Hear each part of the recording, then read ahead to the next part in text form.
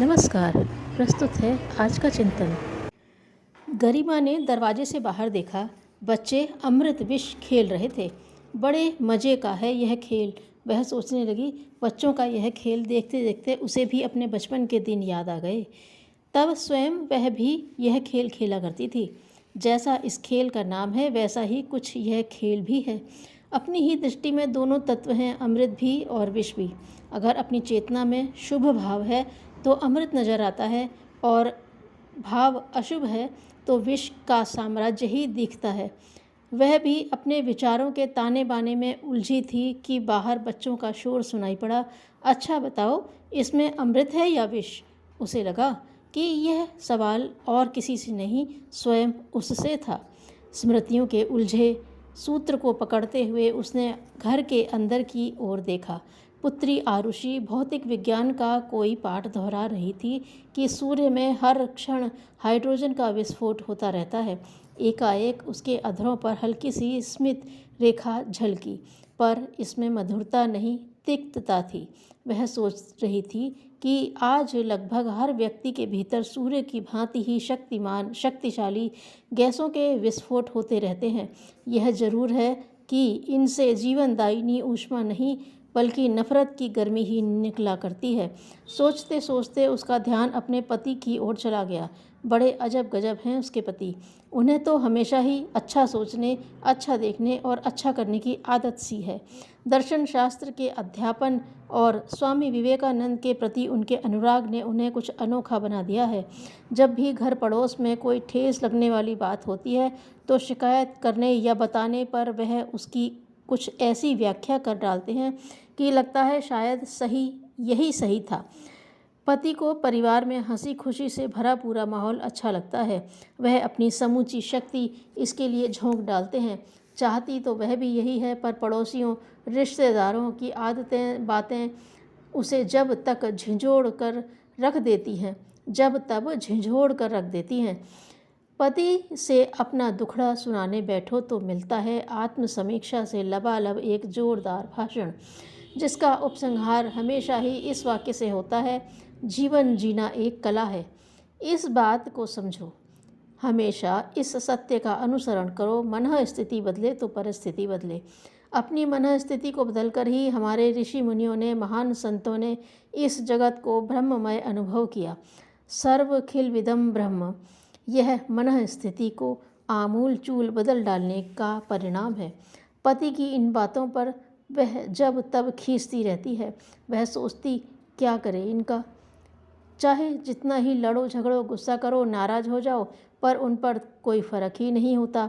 हमेशा ही प्यार से समझाएंगे, नाराज़ होना तो जैसे जानते ही नहीं। बहुत हुआ तो कह देंगे, मनुष्य देहोयम क्षुद्र कामाय नेष्यते। अरे भाई, मनुष्य का जीवन इन क्षुद्र कामों के लिए नहीं है। तुम्हारा नाम गरिमा है देवी, जरा अपने चिंतन को भी गरिमापूर्ण बनाओ। बहुत ज़्यादा कहो, लड़ो झगड़ो तो समझाते समझाते हंस पड़ेंगे। बाल सुलभ निर्दोष हंसी। अब वह क्या करे, कभी कभी तो झगड़ते हुए वह उनसे कह बैठती है, आप तो बस विधेयात्मक चिंतन की साक्षात प्रतिमूर्ति हैं। डेल कार्नेगी की पुस्तकों का निचोड़ है आपका व्यक्तित्व। जवाब में वह हंसते हुए कहते, डेल कार्नेगी क्यों भाई, स्वामी विवेकानंद क्यों नहीं? पीछा छुड़ाने की गरज से वह भी कह बैठती, हाँ हाँ, स्वामी विवेकानंद ही सही। अभी उस दिन एक संबंधी आए, उनके पुत्र का बैग फट गया। वह मेरी बेटी आरुषि के पीछे पड़ गया। जरूर तुम्ही ने इस बैग का सत्यानाश किया है। जब आरुषि ने उन्हें समझाने की कोशिश की तो जोर से चीख पड़े, समझती क्यों नहीं, बड़ों से जुबान लड़ाती है। दिवाली का त्यौहार था। गरिमा और आरुषि के मन मलिन हो गए। सुबह से रच रच कर बनाए गए पकवान फीके पड़ गए। आरुषि रोने लगी। वे रिश्तेदार अपनी सनक उतार कर घूमने चल दिए। तभी आरुषि ने पापा को आते देखा और रोते हुए सारा किस्सा बयान किया। पापा, आप और मम्मी तो मुझे कभी एक शब्द भी नहीं कहते, पर उन्होंने मुझे बुरी तरह से डांटा। ये बैग जो फटा था उसे हम ही लोग तो बाजार से लाए थे, और फिर फाड़ा भी तो उन्हीं के सुपुत्र ने था। उस दिन एक पल को पति का चेहरा आहत होकर रक्ताभ हो गया। आरुषि की पीड़ा से उनकी आंखें नम हो आईं। गरिमा ने सोचा, चलो बेटी के दुख से द्रवित होकर ही सही, हो सकता है कि आज से थोड़ा क्रोधित हो जाएं। पर वैसा कुछ हुआ ही नहीं। दूसरे ही क्षण उन्होंने कहा, माफ़ करना सीखो बेटी। हर एक के मन की अपनी सीमाएं हैं, उनकी समझ छोटी है, तभी उन्होंने वैसा कहा। पर हम लोग उनकी ही तरह क्यों सोचने लग जाएं? इसके बाद उन्होंने बेटी को बहुत दुलार किया। आरुषि भी अपने पिता के प्यार में भीग गई। उसका गुस्सा और दुख फीका पड़ गया। तब वह कुछ सोचते हुए बोली, पापा, लोग ऐसा व्यवहार क्यों नहीं करते कि लोग उनके जाने के बाद भी उन्हें याद रखें, जैसा कि महेंद्र अंकल फूल की तरह चिरकालिक सुगंध छोड़कर चले गए थे। पर ऐसे लोगों के आने से क्या फ़ायदा कि उनके आते ही जाने की कामना करने लगे मन। गरिमा को लगा 8वें दर्जे में पढ़ने वाली उनकी यह बेटी कितना गहरा सोचने लगी है। महेंद्र अंकल एक रात के मेहमान थे। आरुषि को उन्होंने पढ़ने के तरीके बताए, गायत्री उपासना की कुछ बातें समझाईं, महापुरुषों के जीवन की अनेक कथाएं सुनाकर सभी को मोहित कर दिया। पति की मेहमान नवाजी की प्रशंसा की तो गरिमा के भोजन को भरपूर सराहा।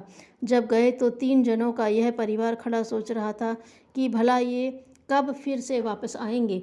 गरिमा को तभी अपने पति द्वारा दी गई एक पुस्तक की कुछ पंक्तियां याद आ गईं।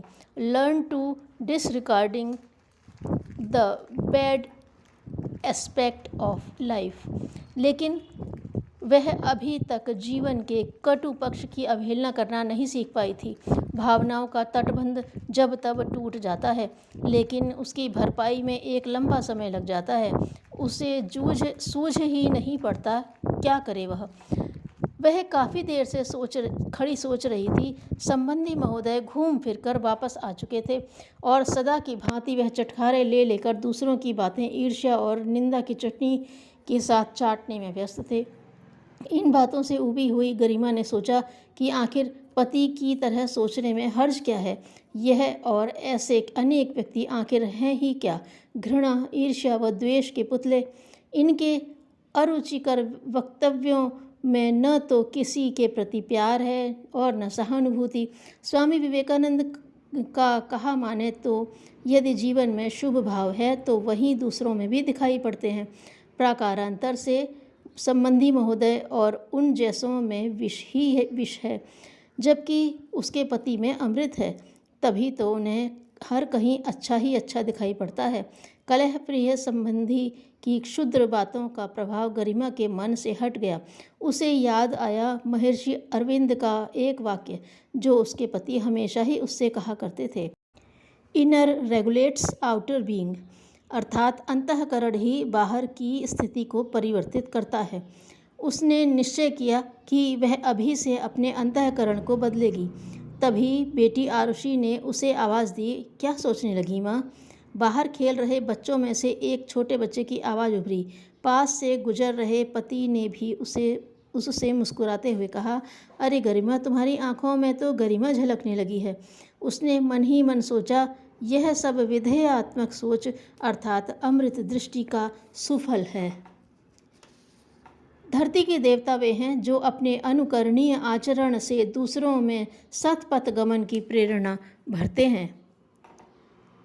अहंकारग्रस्त व्यक्ति का विकास रुक जाता है। धन्यवाद।